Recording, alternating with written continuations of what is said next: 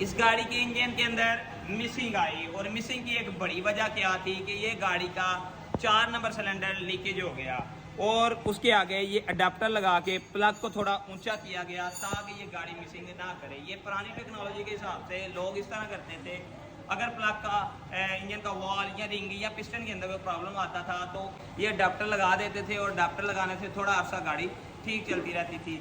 Average बिल्कुल ठीक नहीं होगी जब तक ये गाड़ी का इंजन बिल्कुल ठीक एक्यूरेट काम नहीं करेगा। अभी हम जब नेक्स्ट ये कस्टमर आएंगे, इनकी गाड़ी का इंजन ओवरऑल करेंगे, प्लग का अडेप्टर खोल देंगे, जिससे गाड़ी की फ्यूल माइलेज पिक इंप्रूव हो जाएगी। अलशीव ऑटो के EF इलेक्शन कार गुजरावाला रोड, जिना चौक, आफताबाद। अल्लाह हाफिज़।